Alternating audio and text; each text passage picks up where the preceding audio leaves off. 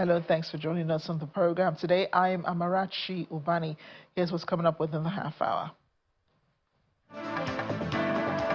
Britain's new Prime Minister Andy Burnham wastes no time putting together a government and announcing his plans for Britain. US President Donald Trump slaps Canada with 50% tariffs. Prime Minister Mark Carney vows to intensify trade talks. Plus, entire family wiped out in Israeli strikes on Gaza. Let's begin the world today. Hey, thanks for joining us on the program. The new UK Prime Minister Andy Burnham has hit the ground running, announcing members of his cabinet from yesterday evening.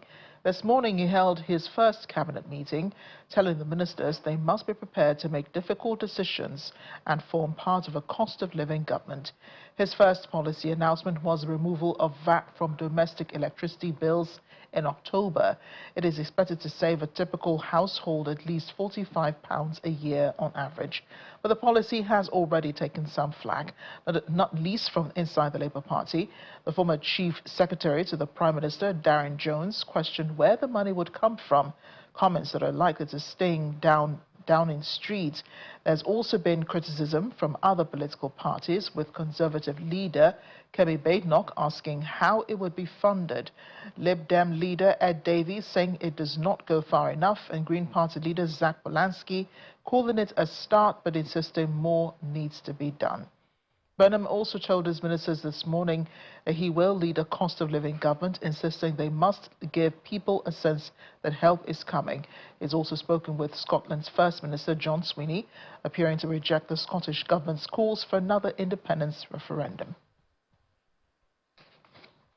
We'll stay a bit more in the UK as well, learning British politician Anne Whitcomb did not die of natural causes, but was hit on the head with a hammer 21 times at her home in Devon as she ate lunch. Prosecutor Kashif Malik said the man accused of her murder, Joshua Carey, arrived at her house on July 8th in a red Vauxhall Corsa and entered through the front door. Carey, who prosecutors say was only in the property for 2 minutes and was wearing black gloves, then allegedly hit Whitcomb repeatedly with a hammer, tipped her from a chair and took her wallet before driving off, according to the court. The 28-year-old from South Yorkshire, who is charged with murder, later also appeared at the Old Bailey and was remanded in custody. Malik told the court that Whitcomb did not attend a prearranged online interview with Channel 5's Matt Allwright that had been scheduled for just before 1 p.m. on July 8th. Let's head to the United States now, where President Donald Trump has imposed a 50% tariff on a wide range of goods imported from Canada. He says in retaliation for so-called unequal treatment of U.S. cars, dairy and alcohol. Everyday consumer items like wine and hockey sticks and industrial goods such as cement are among the goods targeted. However, several key exports will be spared, such as energy, potash, critical minerals and fish. Prime Minister Mark Carney responded by saying Canada stood ready to intensify trade talks with the U.S. in the coming weeks. The White House says the duties will take effect in 30 days. It marks a major escalation in trade tensions between the North American neighbors. Trade tensions have since been simmering since President Trump returned to office in January last year and unleashed a wide-ranging global program of tariffs, sometimes to pursue objectives not directly linked to trade. Let's bring in our Washington correspondent Maria Bird now for some more on this. Maria, we're back here where the U.S. is sparring again with its neighbor Canada and imposing tariffs. How do the new impositions affect trade between the two this time? Well, this is going to be something I think that many Americans are watching very closely. Americans are still dealing with some economic challenges, and knowing our greatest trade partner, our neighboring country that we spend so much time. There are many Americans that live between the U.S., work in Canada, that are back and forth each and every day. And so much of the American business has now really evolved to global business. And so the need for trade relationships to be ever strong is critical during this time. And so I think Americans are really watching to see how this will pan out. And I know many Americans, obviously, the president has stated that he believes there needs to be some more leeway between the two countries and potentially some challenges with the tariffs.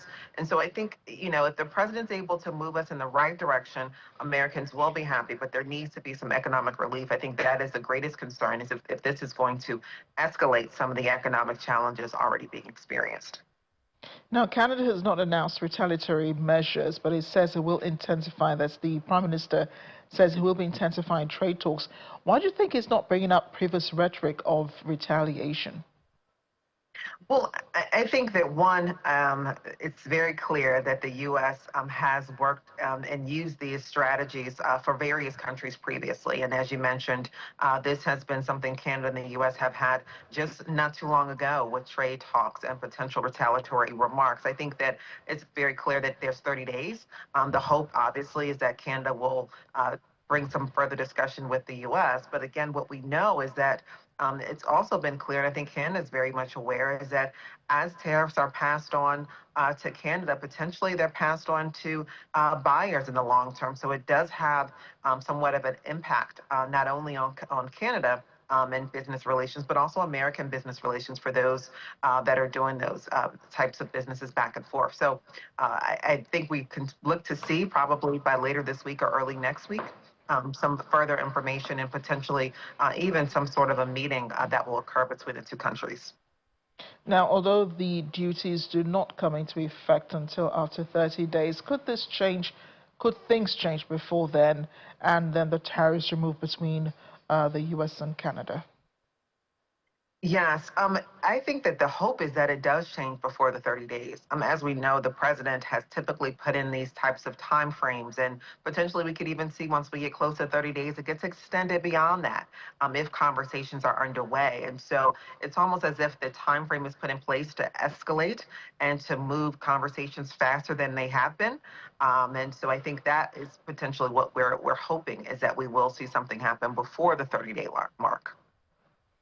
Maria, just before you go, while we're still on the subject, how are America's other trade allies doing with the tariffs imposed last year? Say, for instance, Spain now, whom U.S. President Donald Trump seems to be sparring with, he says he will cut relations with. Yes, and so as you mentioned, other trade relationships, I think that is where we're seeing some strain as far as some of the global challenges that many businesses have experienced. Americans have really heavily depended upon receiving products and resources outside of the United States. And so as businesses are hoping to grow, and actually as the U.S. workforce has drastically changed and some of the structures have drastically changed, there is a greater dependence on foreign corporations and foreign companies. And so what we're seeing is that there has obviously been some forward movement, but we're still in some times that there's still, I think, some more work to be done to ensure that business relationships are able to be flourish and able to really show some sustainable progress moving forward. Thanks again, Maria. Our Washington correspondent Maria Bird with details on the tariffs. But staying with the United States, the military says it has launched another round of strikes against Iran, it says, to further degrade its capabilities to attack ships in the Strait of Hormuz. The 10th consecutive night of strikes took place after U.S. President Donald Trump vowed to punish Iran for the deaths of U.S. soldiers. In response, Iran said it struck 2 oil tankers in the waterway, as well as a U.S. military asset in Bahrain, also in Kuwait and in Jordan. President Masoud Pezeshkian says Iran is now fighting a full-scale war with the U.S. President Trump earlier said Iran had been hit very hard the previous night in honor of 3 U.S. soldiers killed recently, 2 in Jordan and 1 in Iraq. It said forces struck 2 oil tankers. They attempted to transit through what they call the Strait's unsafe and hazardous southern route, and rescue teams were picking up the crew. Well, Secretary of State Marco Rubio has reiterated reasons behind the fresh wave of strikes on Iran, claiming Iran's behavior in the Strait of Hormuz is the reason. He insists, however, that the U.S. is still open for diplomacy with the country, despite reports of the MOU signed between the two nations being dead. He has called on other countries to join the U.S. in protecting commercial shipping in the strait. Why the U.S. is conducting strikes is against assets of Iran that are being used to attack global commercial shipping. The Straits of Hormuz are international waterway, and they continue to launch against ships in that international waterway. Other countries should join us in this effort, but the United States is involved not just in protecting those ships, but in targeting the places that they use to launch these missiles and drones. So that's what you're seeing. That's what the objective of this mission, and that's what it continues to be. And we continue on a daily basis very successfully to degrade Iran's ability to target and ships. You hear about the ships that have been struck. You don't hear about the ones that have been defended and the ones they haven't been able to launch against. But as long as Iran insists on controlling an international waterway, we're going to have to respond to that. I think we're always open to diplomacy. It has to be real. It has to be a deal that they're willing to live by. Look, Iran a week ago was supposed to put out a statement saying that the Straits of Hormuz would be open, that they would no longer attack shipping. And instead of doing that, they attacked 3 ships. I think that was last Friday or Saturday. So, I mean, their behavior has to change in order for ours to change. I mean, the Straits are supposed to be open, free of tolls, free of attack, free of all the things they're doing against these ships. So you can't have an MOU that's alive if they're violating the terms of it. What I will say is that the United States always remains open to a diplomatic solution. We've tried multiple times with Iran, and we'll continue to try. If that door opens, we'll be happy to see it open. But and they continue to send signals that they want to talk, that they want to negotiate, but their behavior is what we're responding to. And their behavior is they're launching missiles and drones against ships, including tonight. What the president was saying basically is that the United States, okay, every night is taking on the burden of protecting global shipping. Virtually none of those vessels are flagged U.S. Almost none of those vessels are delivering cargo or fuel to the United States. So we are basically providing the service of protecting these ships on behalf of the world, and we're the only ones doing anything about it. So what the president is basically raising the point is, at some point, the countries and the nations benefiting from the shipping through the Straits should be able to step forward and provide at least financial assistance for the cost of providing this very valuable service. That's what the president was alluding to. Now, he pointed out after the fact as well that some of the countries who are shipping product through the Straits are investing hundreds of billions of dollars in the United States, and he'll credit that towards them as far as this effort. But I do think the world is coming to a point now where it's clear that Iran, at least some people in Iran, want to control the Straits and hold that as leverage against the world. And the world has to decide whether or not it's going to allow an international waterway to be under the control of a country like this, which is completely illegal, unlawful, and unacceptable. The United States will do and continue to do what it needs to protect global shipping, but other countries need to begin to step up and provide, whether it's hardware or finances, to help carry that burden. It is not the United States' job to protect shipping for the entire planet forever. Staying with the U.S.-Iran war, Israel's finance minister Bezalel Smotrich has warned Israel to stay out of the renewed U.S. military campaign against Iran, arguing that the conflict is already playing into its hands. Smotrich was speaking at an event in Yad Binyam earlier today. He argued that Israel should squeeze Iran's leadership financially and crush it through mounting economic pressure. Despite this, he says Israel is ready to hit back if Iran turns its fire on the country. More than 150 people have been forced from their homes in southern France, no thanks to a fast-moving wildfire in the country's Var department. Driven by strong winds, the flames raced through drought-stricken pine and scrubland before closing in on residential areas in neighboring Les Arcs-sur-Argent. Residents fled several hamlets as the fire reached the town's outskirts. Emergency shelters were opened at a community center and the Hélène Vidal School. More than 600 firefighters and around 200 vehicles battled the blaze, with reinforcements rushed in from neighboring departments. One firefighter suffered minor injuries. 4 houses were completely destroyed, around 10 others were damaged, and 15 vehicles were burned. Fire crews managed to save dozens of other properties as the flames swept through the area. Roads around Les Arcs-sur-Argent were shut, while rail services between Toulon and Les Arcs were suspended as smoke poured across the tracks, and the fire moved dangerously close to the railway. Over in Spain, military emergency crews have been battling flames at close range as teams fought to contain the vast wildfire burning near La Miera in Guadalajara. The blaze began on July 16 and burned around 29,000 hectares, forcing evacuations across 34 municipalities. More than 1,200 people have been affected by evacuation and confinement orders. Regional officials said the fires advanced towards neighboring Soria province have been largely halted, but crews are still fighting to hold the blaze within its perimeter. The Guadalajara blaze, in Spain's largest wildfire, is the country's largest wildfire of the year and part of a punishing fire season across the country and the EU. More than 65,000 hectares have been burned in Spain this year alone, with fires across the bloc scorching nearly 175,000 hectares. And major outbreaks also hit in France and Greece as hot, dry and windy conditions fuel the flames. One of the survivors of a ferry that capsized in Guyana over the weekend, with as many as 179 people aboard, says she lost four of her grandchildren in the chaotic disaster, and the ship seemed to sink in an instant. At least 69 people have been rescued after the MV Burnham sank late Saturday off the Esquivel coast. 27 bodies have been found so far, 4 of them children. Prime Minister Mark Phillips says the death toll is expected to rise dramatically. Though the ship's manifest listed 116 passengers and 17 crew, authorities now believe as many as 179 people were on board. An investigation into the capsizing of the 87-year-old ferry is underway.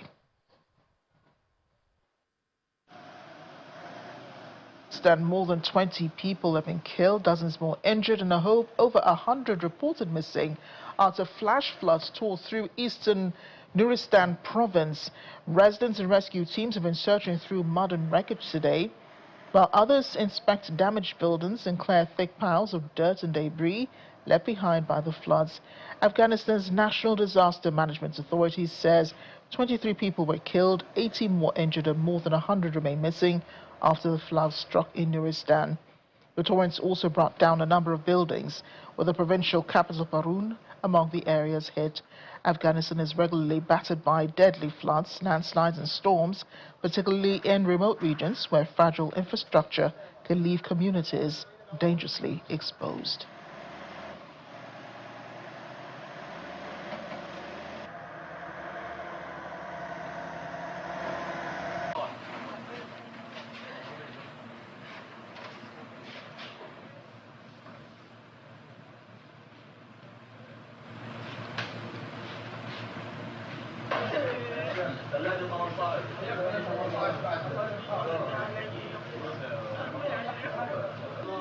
On Gaza, tears flowed freely as people buried victims of alleged Israeli strikes today, including an entire family killed when their home was engulfed in flames. Grieving relatives said goodbye to their loved ones, with mourners breaking down beside the bodies. Others were shown charred remains of a house in the city of Al-Samir area, where 6 members of the Al-Masri family were killed, the dead including a father, a mother, and their 4 children.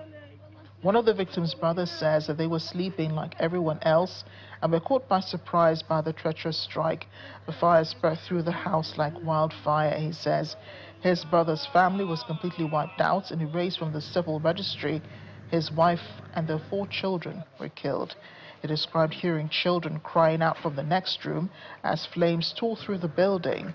In northern Gaza, 4 more people, including a woman, were killed in an alleged Israeli strike near Al-Yaman Al-Sayed hospital, which had been turned into a shelter.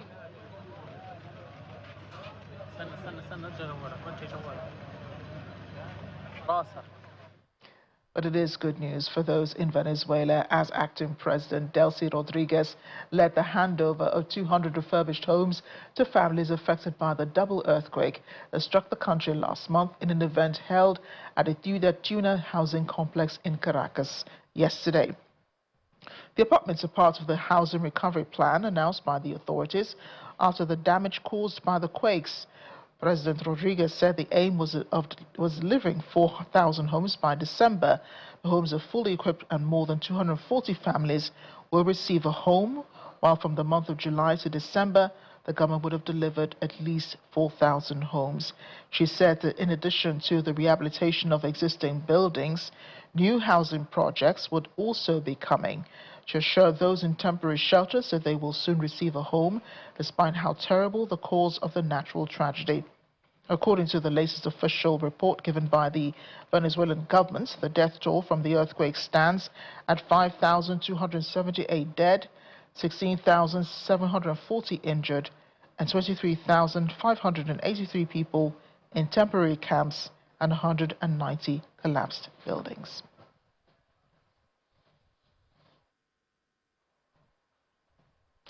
That's the world today. Thanks for watching. I'm Amarachi Ubani.